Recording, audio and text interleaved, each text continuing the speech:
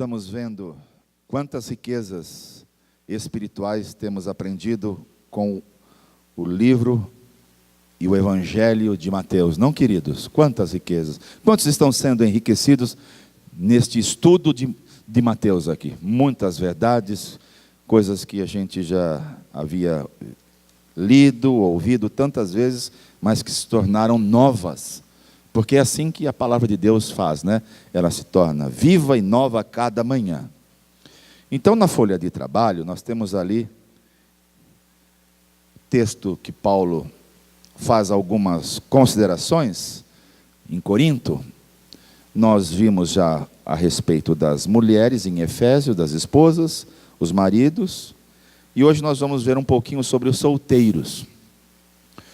E quantos solteiros estão aqui hoje? Façam um aceno para mim, solteiros, homens ou mulheres solteiros. Isso, que bom. Quantos aqui têm uma caligrafia boa? Casados ou solteiros? Tem uma caligrafia boa? Então eu vou precisar de você, suba aqui. Ótimo. Então vocês vão me ajudar aqui. Abra sua Bíblia em 1 Coríntios. Embora esteja escrito aí o 1 Coríntios 7, verso de número 32.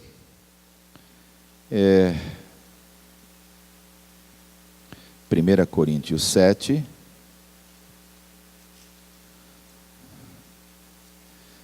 a partir do versículo 32.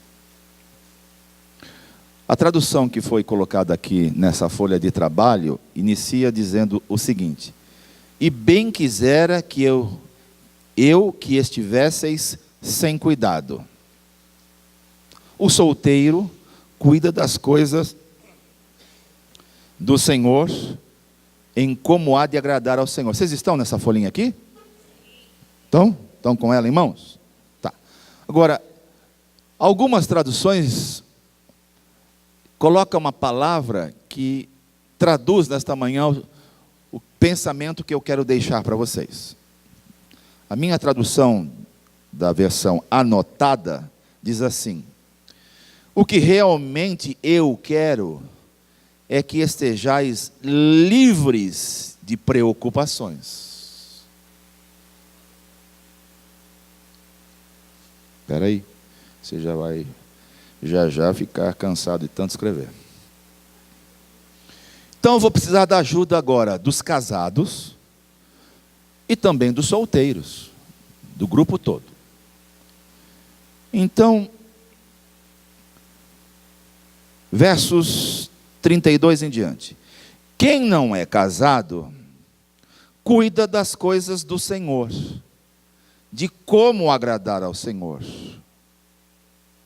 33.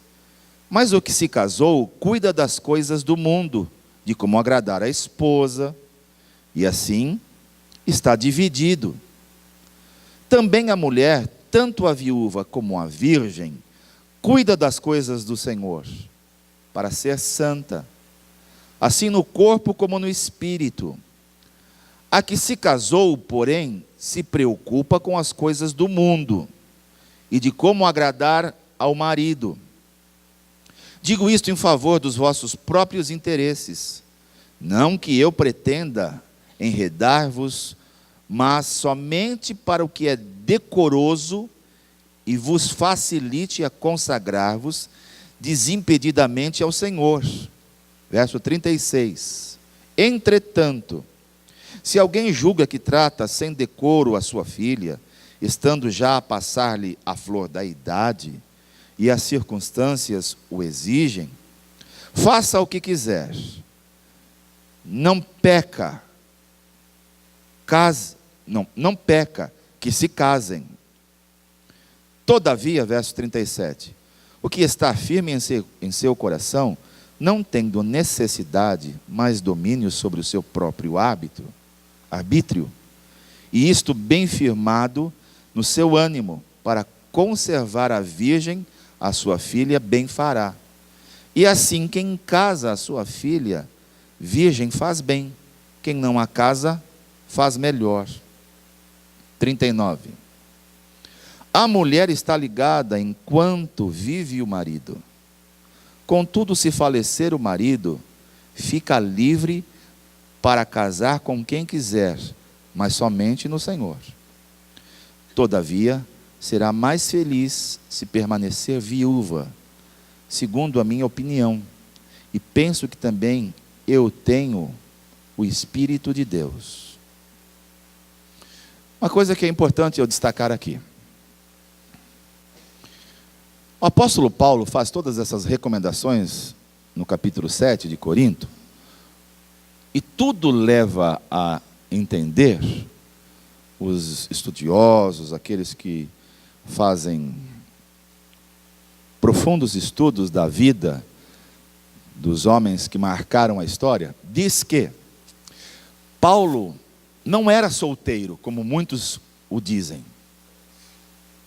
As experiências que ele fala a respeito das mulheres para manterem-se casadas e das viúvas, tudo leva a crer que Paulo ou era viúvo, ou ele era separado.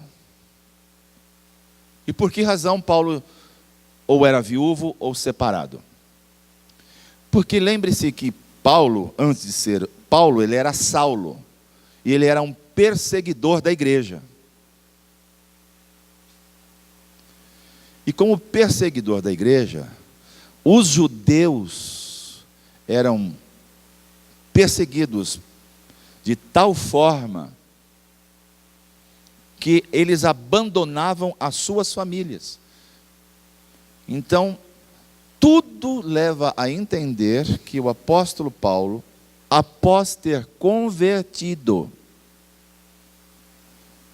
ou ele foi abandonado pela esposa, porque ela não queria viver debaixo desse terrorismo, porque hoje é muito fácil ser cristão aqui no Brasil. Aqui você não precisa abandonar nada para ser cristão. Mas, nos dias de Paulo, as pessoas eram perseguidas. E a esposa de Paulo provavelmente não quis acompanhá-lo como missionário. Ela disse talvez essas palavras: o chamado é seu, vai você, eu não vou. E largou Paulo. Deixou ele sozinho. Ou então, há um outro grupo que justifica que Paulo era viúvo. E por que eu estou dizendo isso? Porque nós vamos tratar agora de um assunto fundamental como solteiros. E como é que a gente deve abordar este assunto? Eu vou precisar muito de você que já é casado e de você que é solteiro, porque o texto aqui diz que o jovem deve cuidar das coisas do Senhor. Porém, ele não deve estar preocupado ou ter preocupações que o mundo lhe impõe. Então vamos pensar aqui. Você, pai e mãe, ou avô ou avó, quais são as preocupações que um moço, uma moça solteiro ou solteira tem com relação a este mundo? E eu quero ouvir alguns de vocês. Quais são as preocupações que você, pai e mãe, deve estar atento para que o mundo não traga essa influência para o seu filho? Então, divida para mim aqui. Mundo, faça um risco. Mundo. E ali do outro lado você vai colocar igreja.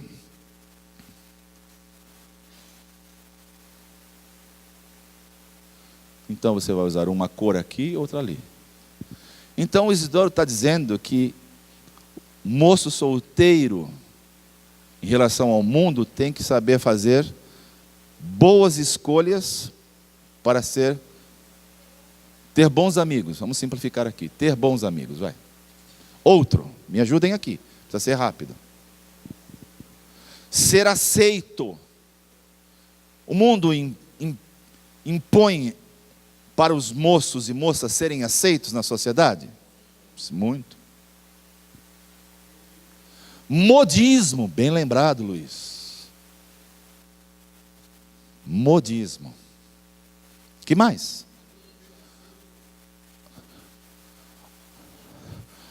A mídia, é verdade, a mídia influencia muito. Você falou o quê, Cláudio? Namoro, o que é namoro permissivo?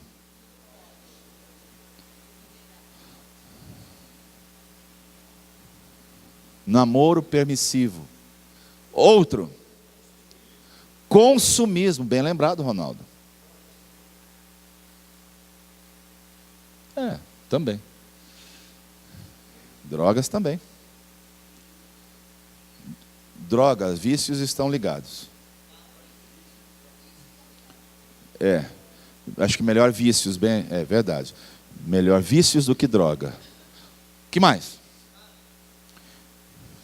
Status já está ali como consumismo, né? Casais, avós.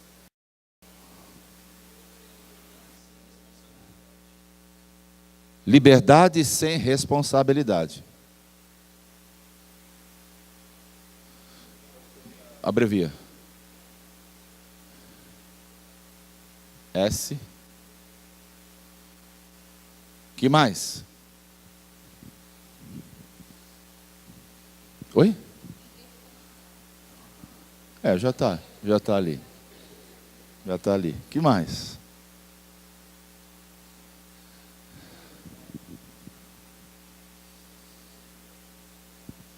Falta de propósito. Que mais?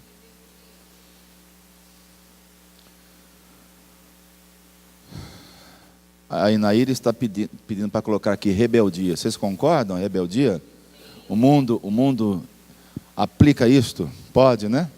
Pode. Estamos falando de moços e moças solteiros. Tá? Oi? Trabalho.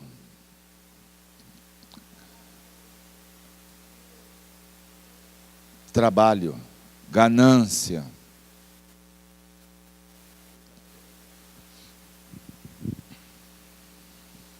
Educação, nós podemos traduzir isso melhor. Formação. Formação. Formação acadêmica. É isso que eu estou entendendo. Formação acadêmica. Para ser alguém, o mundo diz, você precisa ser. É uma cobrança, não é, Felipe? Cobrança, exigência, que mais? Está acabando aqui o espaço? A gente apaga e faz tudo de novo. Vamos.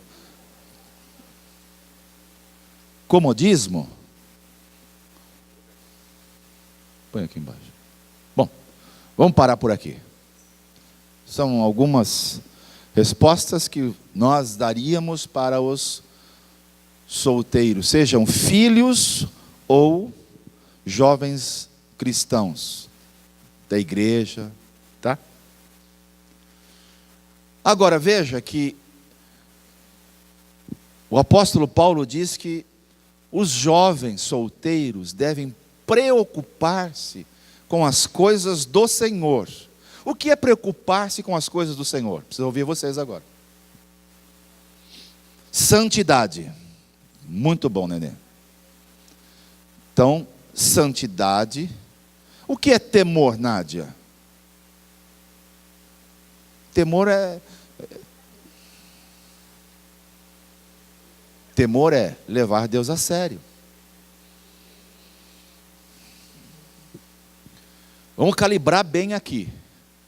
Os jovens cuidem das coisas do Senhor. Os jovens precisam falar aqui também. Os solteiros precisam falar. O que é cuidar das coisas do Senhor? Santidade já foi? Hã? Cuidado com o quê?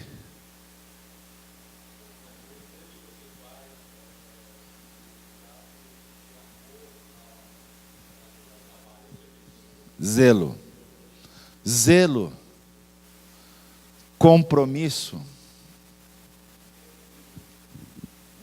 O que mais? Servir. Isto.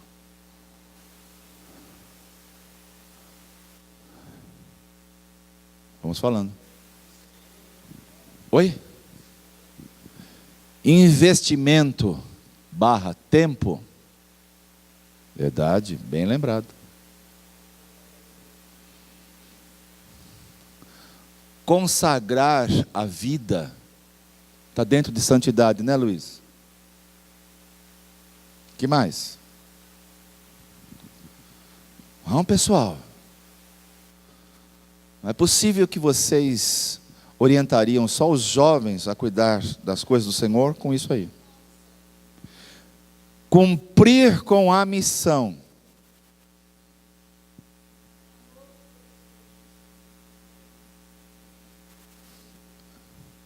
Zelo é amor. Que mais? Está dentro de zelo. Oi? Vida ministerial, desafio ministerial, chamado ministerial.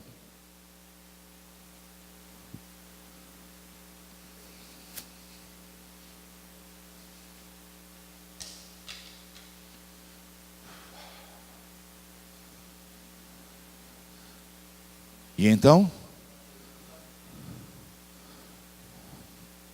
tem que ter paciência o jovem.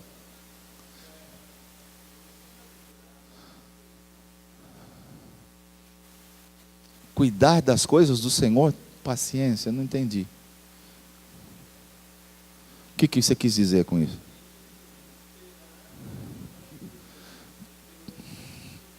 Tempo de Deus, paciência, tempo de Deus, entendi.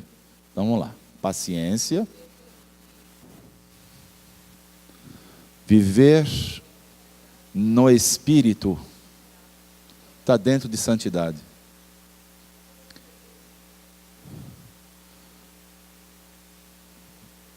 Cuidar das coisas do Senhor é testemunho. Testemunho.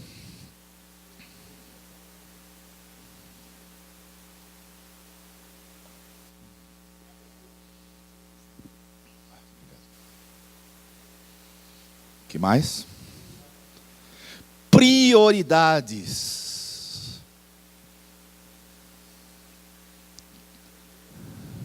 Qual é a prioridade de um jovem solteiro na casa de Deus? Qual é a prioridade? Ou as prioridades? Se envolver com a oração é uma prioridade? Estar numa célula é prioridade? Ter amigos na igreja é uma prioridade?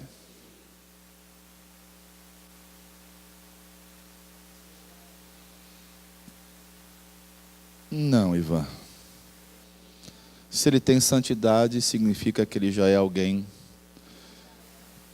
que experimentou novo nascimento, consequentemente já é batizado, né? Participativo. Bacana. Ou envolvido. Ser participativo é alguém envolvido. Honra a liderança.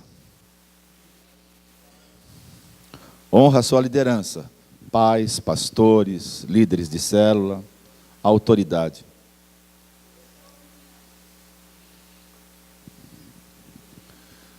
Comunhão, não entrou aqui? Relacionamento? Entrou. dentro das prioridades está a comunhão. Ser influenciador, Felipe? O que você quer dizer com isso? Isso está dentro de testemunho, né?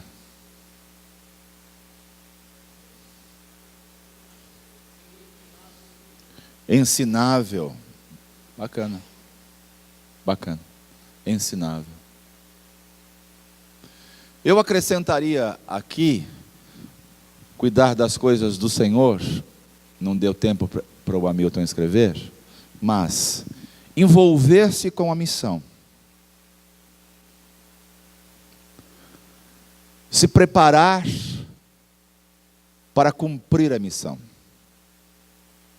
Quando eu falo missão, cada um de nós foi chamado para, 2 pontos, pregar o Evangelho de Jesus e fazer discípulos. Os solteiros têm muito mais possibilidade por não terem uma carga de responsabilidade que os casados possuem.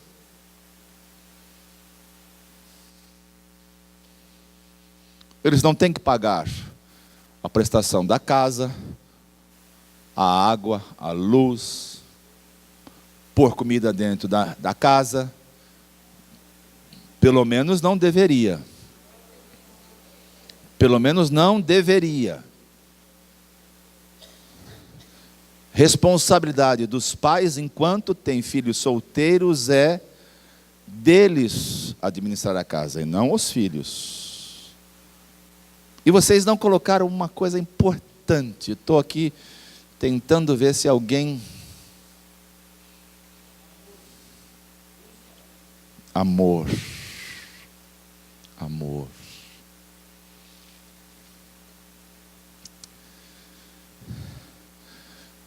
Tem uma palavra-chave aqui que diz assim: preparo. Os jovens que cuidam das coisas do Senhor têm que se preparar. Ou seja, todas as oportunidades que a igreja oferece para ele se desenvolver, ele deve estar inserido nisto.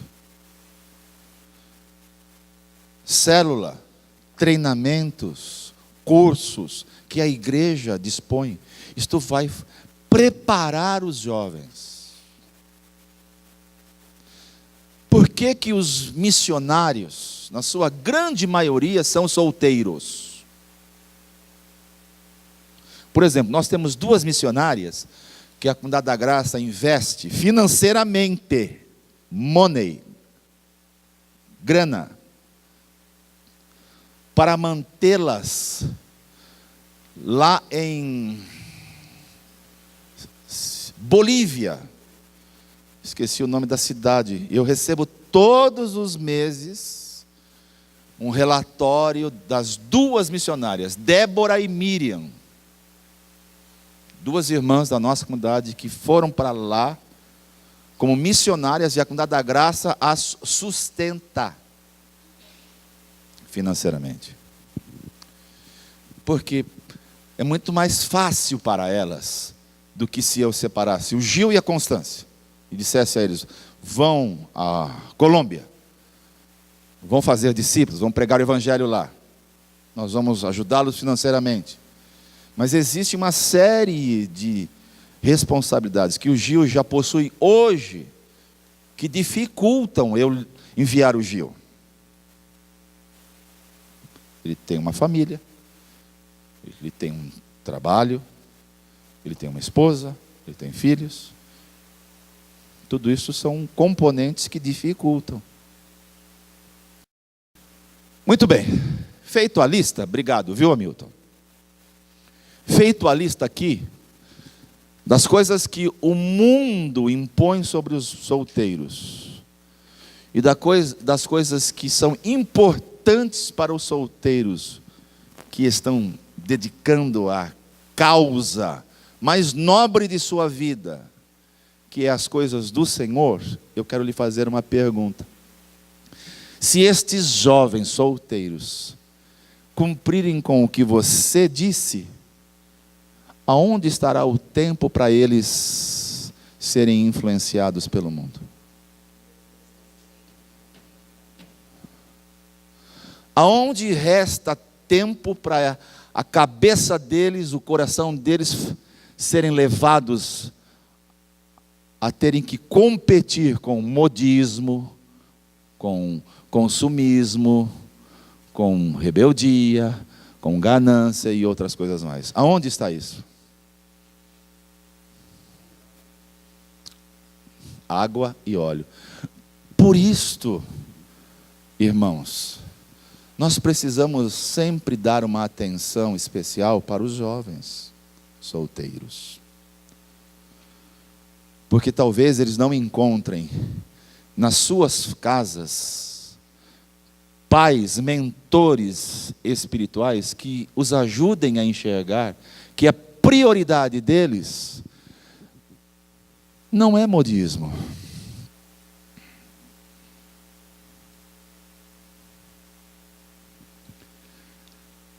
A minha filha, quando solteira, na comunidade sede, houve uma época que havia assim uma influência muito grande por parte de algumas amigas dela a ter determinado tipo de calçado, roupa, modismo. E quantas vezes eu e a Nádia tivemos que tratar isto com a Camila? Primeiro porque eu não podia dar o mesmo nível que as outras amigas da igreja, de irmãos queridos. Mas eu não podia pagar o tênis que queria, a calça de marca que queria. E aonde foi que eu ganhei com a Nádia a atenção da minha filha? Foi dizendo não. Não pode. Não é para você. Será que foi essa a estratégia que eu usei? Que eu ia gerar uma revolta no coração da Camila. Então eu priorizei ministrar na vida da minha filha, com a Nádia, isto aqui. Consequentemente, a minha filha não tinha tempo para ficar envolvida com as coisas do mundo. Eu acho importante esse exercício para você que é solteiro, saber o que é que o pastor desta igreja pensa sobre você. Primeira coisa. Aonde o pastor desta igreja quer ver os solteiros?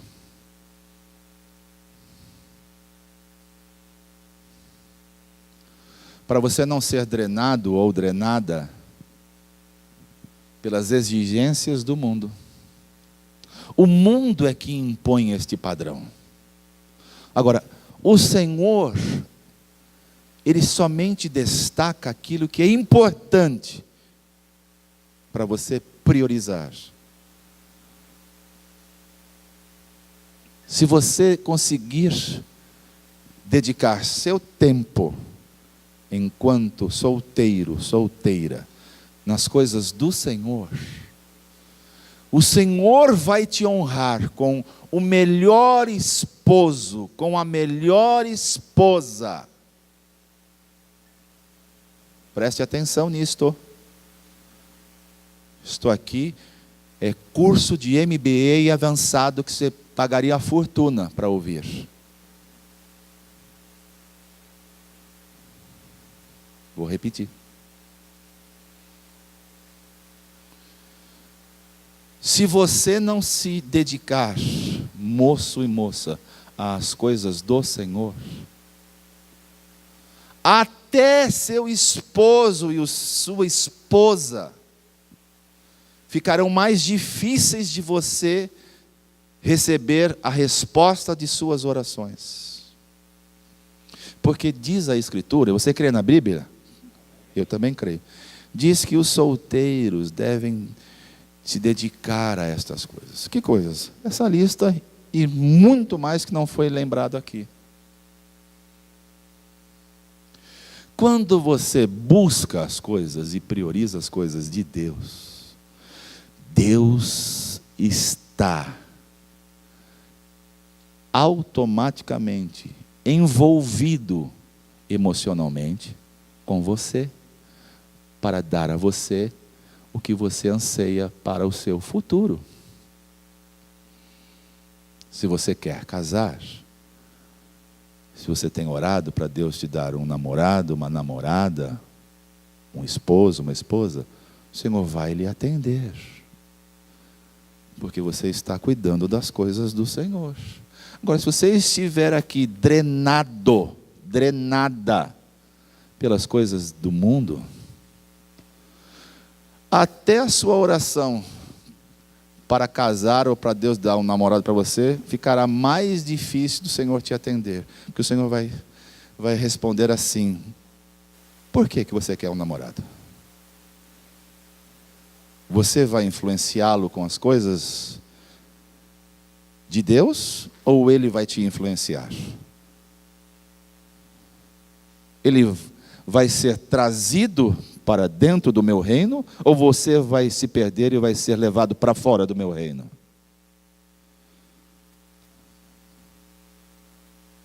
A gente precisa tomar cuidado com isso.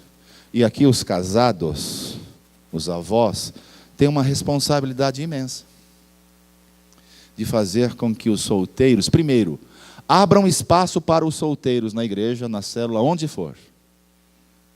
Deem liberdade para eles fazerem aquilo que eles querem e precisam fazer.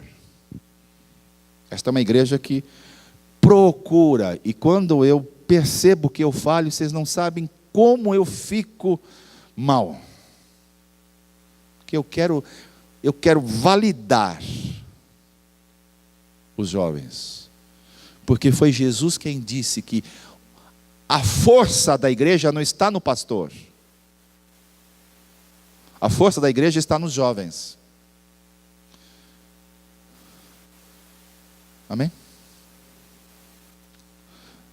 Só para você saber sobre esta folha de trabalho, sobre os solteiros, para a gente cravar aqui nessa manhã, tá? Agora você vai receber a folha de Mateus 20 e eu vou pedir ao Ronaldo que venha. Ele vai dar uma introdução hoje. E ele vai continuar falando conosco domingo que vem. Tá, Ronaldo? Mesmo com o Wagner, você continua falando aqui domingo que vem. Nós temos alguns minutinhos, Ronaldo vai dar uma introdução, ele se preparou, e eu pedi a ele que dedicasse apenas a introduzir o tema hoje, e domingo que vem, ele vai então cavar. Aí nós vamos então aprender juntos. Graça e paz, bom dia. Mais forte, está fraco. Bom dia. Amém. Agora melhorou. Irmãos, Mateus 20 é uma das parábolas mais importantes que Jesus pregou. E ele pregou para quem essa parábola? Para que ele ensinou essa parábola? Qual era a intenção dele? Para quem que ele estava falando aqui? Para quem? Para quem? Não entendi. O povo de Israel. Para quem? Para quem? Para os discípulos. Bacana, para os discípulos. Se a gente voltar um pouquinho, Mateus 19, 27 fala assim, ó. Então Pedro lhe respondeu: nós deixamos tudo para te seguir-te. Que será de nós? Jesus lhes disse: digo-lhes a verdade, por ocasião da regeneração de todas as coisas, quando o Filho do Homem se assentar em seu trono glorioso, vocês que me seguiram também assentarão em 12 tronos para julgar as 12 tribos de Israel. E todos os que tiverem deixado casas, irmãos, irmãs, pai, mãe, filhos ou campos, por minha causa, receberão 100 vezes mais e herdarão a vida eterna. Contudo, muitos primeiros serão últimos e muitos últimos serão primeiros. Eu queria que você agora curvasse sua fronte, orasse ao Espírito Santo. para que ele, durante essa semana, ao longo dessa semana, até no próximo domingo, onde a gente vai trabalhar um pouquinho mais nessa parábola, de tão rica que ela é, mas eu queria que você orasse e pedisse ao Espírito Santo, porque eu tenho feito isso, para que ele revele a você, a mim, o que o Senhor quer nos ensinar com essa parábola. Que o Senhor possa revelar essa parábola, que a gente não fique simplesmente na letra, simplesmente naquilo que está escrito, que a gente possa ouvir o Espírito Santo.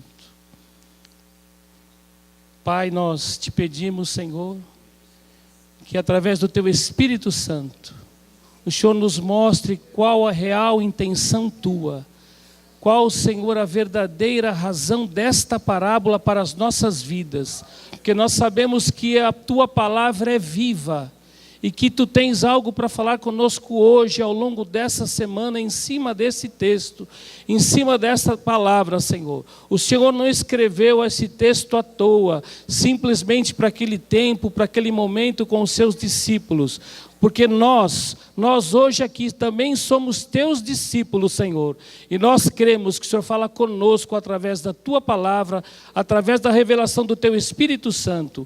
Por isso, Senhor, desvenda os nossos olhos, desvenda a nossa mente, Senhor, para que nós possamos compreender qual é a tua boa, perfeita e agradável vontade, no nome de Jesus. Amém. Eu queria ler com vocês esse texto, mas que você se atentasse a algumas palavras, as coisas chaves que tem aqui no texto e que a gente passa batido. E eu quero ajudar vocês, e eu também, a gente centralizar em algumas coisas aqui.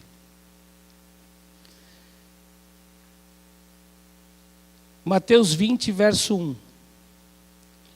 Pois o reino dos céus é como um proprietário que saiu de manhã cedo para contratar trabalhadores para a sua vinha. Ele combinou pagar-lhes quanto? 1 denário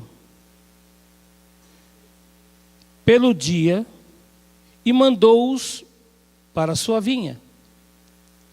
Por volta das 9 horas da manhã, ou a terceira hora, ele saiu e viu outros que estavam desocupados na praça e lhes disse: vão também trabalhar na vinha, e eu lhes pagarei o que for. Começa a clarear algumas coisas aqui. Ele não falou em valor, falou? Aos primeiros falou que haveria um recurso que eles receberiam. A esses aqui ele não falou. E eles foram. Perguntaram alguma coisa ou não? Quanto que eu vou ganhar? Não perguntaram nada. Saindo outra vez, por volta do meio-dia, ou da hora sexta, e das 3 horas da tarde, fez a mesma coisa.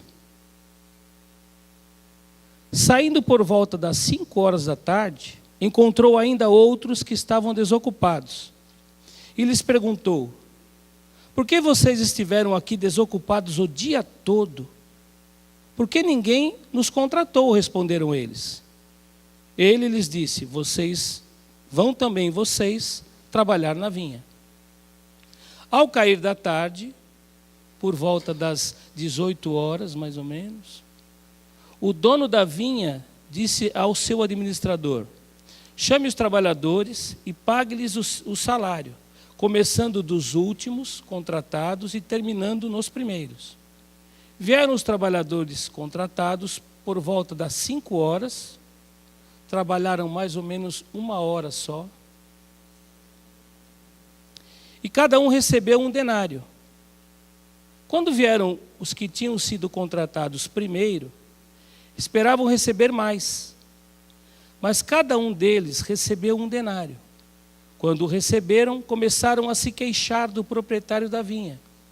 Respondeu-lhe: esses homens contratados por último trabalharam apenas 1 hora, e o Senhor os igualou a nós, que suportamos o peso do trabalho e o calor do dia, é justa essa cobrança, não é? Fala, poxa, não é?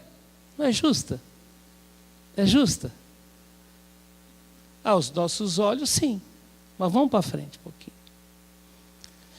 Mas ele respondeu a um deles, o senhor da vinha: amigo, não estou sendo injusto com você. Você não concordou em trabalhar por 1 denário? Receba o que é seu e vá. Então, eu quero dar ao que foi contratado por último o mesmo que lhe dei. Não tenho o direito de fazer o que quero com o meu dinheiro? Ou você está com inveja porque sou generoso? Assim, os últimos serão os primeiros e os primeiros serão os últimos. Amados, como o pastor falou, eu tenho estudado esse texto, o Senhor tem revelado algumas coisas no meu coração. E a gente olha com os olhos humanos, com aquilo que nós somos criados, com aquilo que a gente recebeu dos nossos pais, dos nossos patrões, dos nossos amigos, né?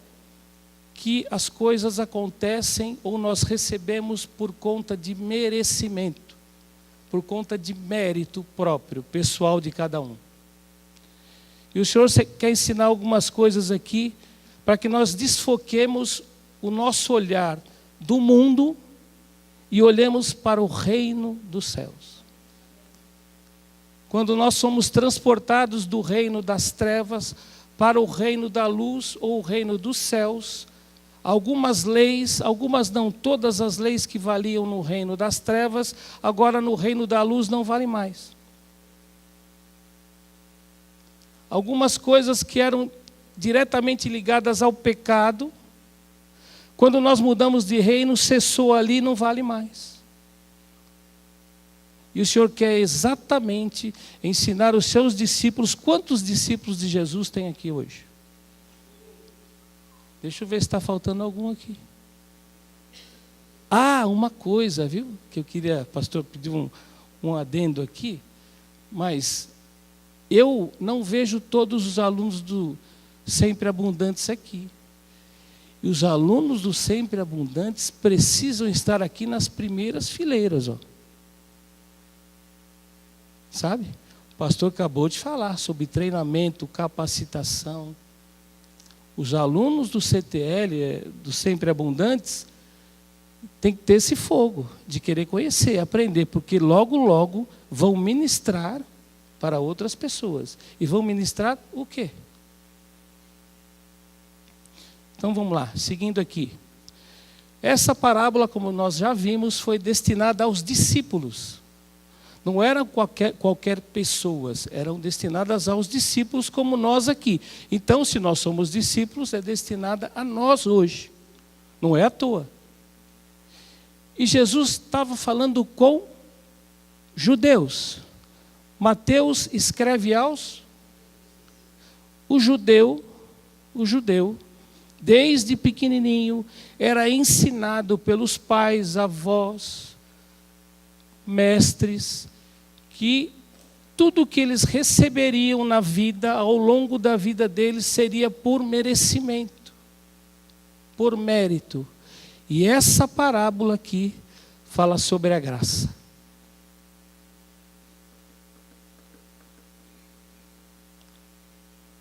Essa parábola aqui fala sobre a graça.